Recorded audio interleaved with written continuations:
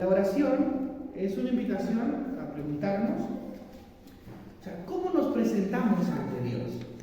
Lo podemos presentar como este personaje que está acá, que es el fariseo. El fariseo se presenta de una manera fantástica, o nos podemos presentar como el publicano. Dos maneras de presentarnos ante Dios, ¿no? Como el fariseo o como el publicano. Ahora, una cosa importante y bonita que narra la parábola, dice que los dos, ¿no?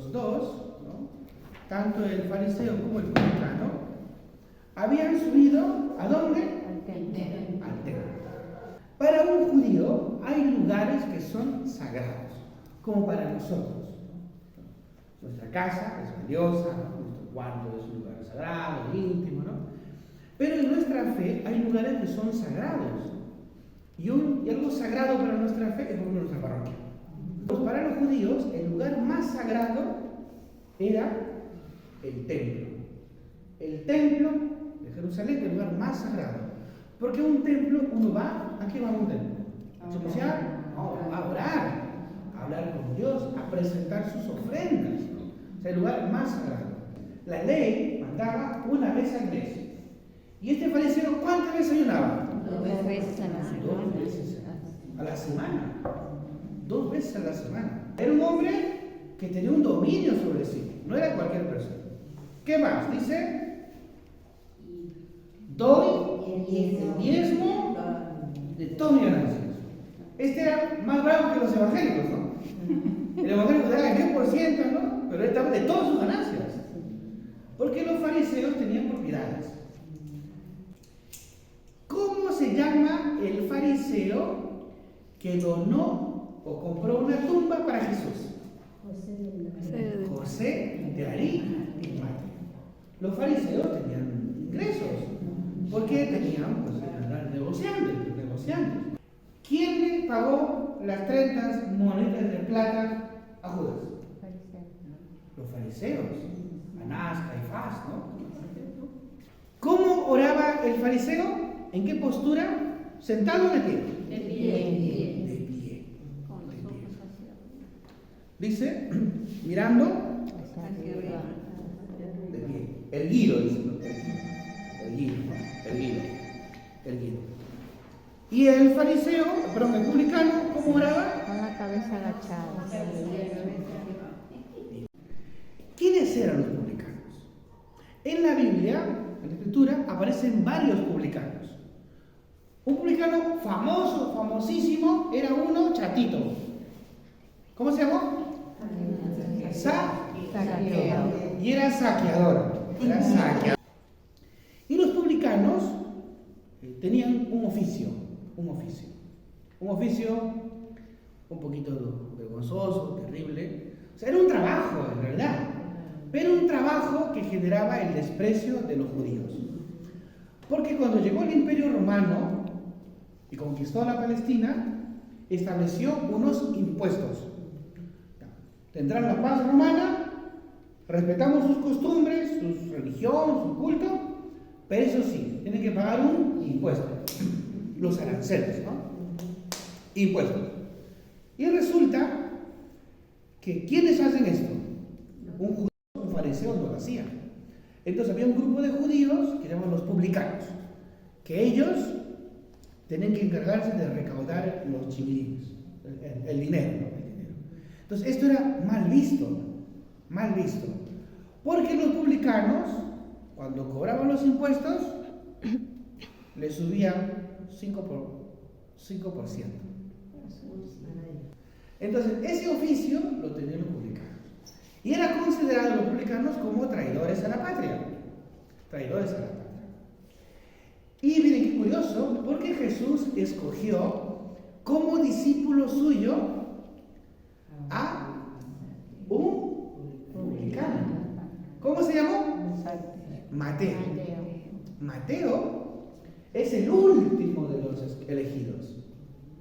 En el capítulo 9 de San Mateo aparece su vocación. Es el último de los elegidos.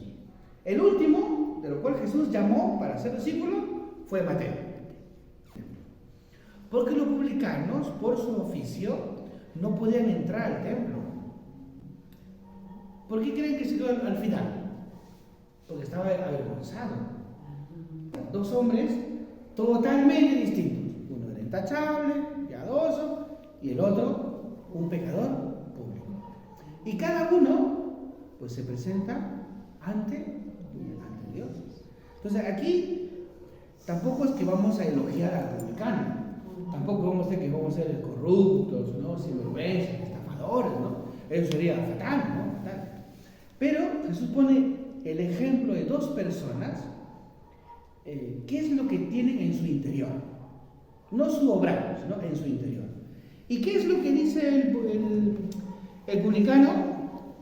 Dice, manteniéndose a distancia, porque no podía entrar en el templo, no se atrevía ni a alzar los ojos. Esto hace referencia a un salmo. Hay un salmo que dice, levanto mis ojos a los montes. ¿De dónde me vendrá el auxilio? El auxilio me viene del Señor, que hizo el cielo y la tierra. Esta oración se la sabe todo judío, así como el Ave María, el Padre Nuestro sobre nosotros, o el ángel de mi guarda, tu compañía, no me desampares noche ni día, porque yo sin ti y la bebida me perdería. Entonces se la sabe todo el mundo, se la sabe todo el mundo. Entonces él dice acá, el publicano no se atrevía a alzar los ojos. Es decir, era alguien que como que había perdido la fe, había como perdido la esperanza, ¿no? Cuando uno se ha portado mal, ¿te miran los ojos? No. Cuando uno se ha hecho una travesura, los niños sobre todo, no te miran a los ojos, te hablan hacia abajo, te está avergonzado, está avergonzado. Entonces lo mismo sucede, está avergonzado por su vida, por su oficio. No sabemos qué le llevó a trabajar ahí, no sabemos si se quedó sin trabajo, la pandemia lo dejó pues sin su empresa, ¿no? La gente lo desheredaron, fue lo único que encontraron, no sabemos. Solo sabemos que no alzaba los ojos al Señor. Pero dice, se golpeó el pecho, diciendo el Salmo 50. ¿No? Y déjame blanco como la nieve. Dice, mira qué bonito, ¿no? Por eso los salmos enseñan a orar. Los salmos enseñan a orar. Crea en mí, oh Dios, un corazón puro. Renueva en mi interior un firme espíritu. Muy bien. El día de ayer había una bienaventuranza que decía, dichosos los limpios de corazón, porque ellos verán a Dios. ¿Y qué es lo que le pide este salmista, el orante? Le dice, oh Dios, crea en mí un corazón puro. Crea en mí un corazón puro. Qué bonito es decirle al Señor en la oración, crea en mí un corazón puro. Dos hombres subieron al templo, ¿a qué? Orar. Pues acá va. ¿A qué subieron? A orar. ¿Para qué venimos a la parroquia? Venimos los jueves a orar. Pero la palabra fariseo tiene un significado muy bonito, que viene de la época de los macabeos. Cuando el pueblo de Israel fue invadido por los griegos, por los helenos, quienes se mantuvieron fieles hasta el final, incluso hasta derramar su sangre, fueron los fariseos. O sea, un grupo de judíos, no los fariseos. Los fariseo significa piadoso. Los fariseos, o sea, no eran mala gente, eran buena gente. Porque en su historia eran los hombres piadosos, los fasidim, los hombres piadosos, ¿no? Los hombres que no ofrecían, digamos, el culto solo a Dios, no se contaminaron. Pero como toda cosa, cuando pasa el tiempo, se puede corromper, ¿no? Se puede corromper. Justamente Jesús tenía mucha relación con los fariseos, ¿no? Y en muchos pasajes de la Escritura, Jesús les va a reprochar, no que fuesen malas personas, sino su actitud. Su actitud era terrible, ¿no? Dice, buscan los primeros lugares, los asientos, que todo el mundo haga reverencias, que los llamen maestros, ¿no? O sea, que su actitud era la desafiante, ¿no? Entonces, el que subió a orar no era cualquier persona, era un hombre piadoso, un hombre externamente, un hombre intachable. Y vamos a ver en dónde estaba, digamos, el mérito de este hombre de los fariseos.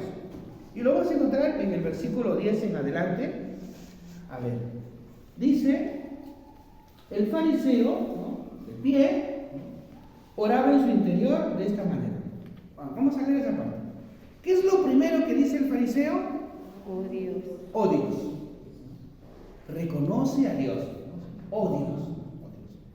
Siguiente frase dice, Te doy gracias. Hasta aquí está maravillosamente bien. Parece un carismático, ¿no? Padre bendito. Dice, oh Dios, te doy gracias. Y continúa. Porque no soy como los demás hombres. Ya, aquí ya un poquito va cambiando la cosa, ¿no? Aquí va, ¿qué ha pasado? ¿Qué ha pasado? ¿No? ¿Qué ha pasado? ¿No? Dice, porque no soy como los demás. Aquí se está comparando. ¿Con quién se compara? Dice, rapaces, injustos, adúlteros, ni como este. ¿Dónde está orando? En el templo, pero está orando en su interior. Si no era alguien que en el templo de su corazón había construido, ¿no?, una catedral de Dios, una catedral donde se adoraba a sí mismo. Y ese es el peligro de nuestra oración. El peligro de la oración es cuando uno dentro de uno mismo, no externamente, sino dentro de uno mismo, puede construir una basílica, una catedral donde te adoras a ti mismo. Terrible, ¿no? Peligroso, ¿no? Peligroso. Y entonces nos lleva a juzgar a los demás, ¿no? Bueno, ¿dónde está, digamos, la fidelidad de un fariseo? Vamos acá. Dice ahí, ¿qué cosa es lo que hacía el fariseo? ¿Qué era lo que él pensaba que le daba la justificación? A ver, ¿qué dice ahí? Ayuno, pago el diezmo, rezo la coronilla por tu dolorosa pasión, por tu dolorosa pensión. En cambio, ¿qué tiene el publicano? No tiene nada. Está con las manos vacías, ¿no? Las manos vacías, ¿no? ¿Y qué es lo que le pide? Ser un hombre nuevo, un hombre nuevo. La verdad de lo que somos. A mí me gusta poner un ejemplo, y es el ejemplo del espejo.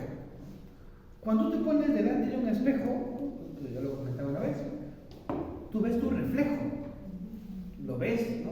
¡Qué guapa! Dice, ¿no? Pelo rubio, gringo, labios carnosos, ¿no? Ojos verdes o rojos por un puñetazo, ¿no? Uno ve su reflejo, ¿no? Uno ve su reflejo, ¿no? Claro, entonces el fariseo no estaba hablando con Dios, sino que me ha puesto delante de Dios un espejo. Un espejo. Entonces se alababa a sí mismo. En cambio, el publicano sí hablaba con Dios, porque se presentaba desnudo con su miseria, ¿no? Con su miseria. O sea, el publicano ante Dios se había desnudado.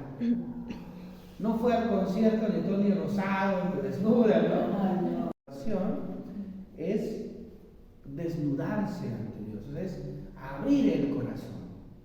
Le decía Dios a Moisés, cuando llegó al desierto, le decía, descálzate, o sea, desnúdate, ¿no? Abandona tu seguridad, ¿no? Pues igual, ¿no? Este publicano, pues, se presenta con lágrimas en los ojos, ¿no? Con las manos vacías. Por eso el título dice, dos maneras de orar. Dos maneras de orar. O sea, mi oración puede ser como el del fariseo, ¿no? Lo estupendo que soy, o lo vulnerable, lo pecador que soy, ¿no? ¿Cómo debemos orar? Pero Jesús la contó con una finalidad. Lo contó para aquellos que se creían justos y despreciaban a los demás. Para hacernos comprender que en el corazón nuestro, y eso es así, porque eso es una cajita, ¿no? Una cajita. O sea, ¿qué hay en el corazón nuestro? ¿Hay solo ser publicanos? No, también somos fariseos, ¿no? Esto es fariseo del siglo I de Jesús, ¿no? ¿Verdad? También hoy por hoy podemos ser fariseos cuando despreciamos a los demás, ¿no? A los demás, con la paciencia, ahí está. Y a mí lo que me gusta decir es la flechita. La flechita, ¿no? La flechita indica un movimiento, ¿no? ¿Qué has unido a la presencia de Dios? La oración humilde. La humildad. La humildad es el reconocimiento de nuestra verdad, de la verdad de uno mismo. Y bueno, pues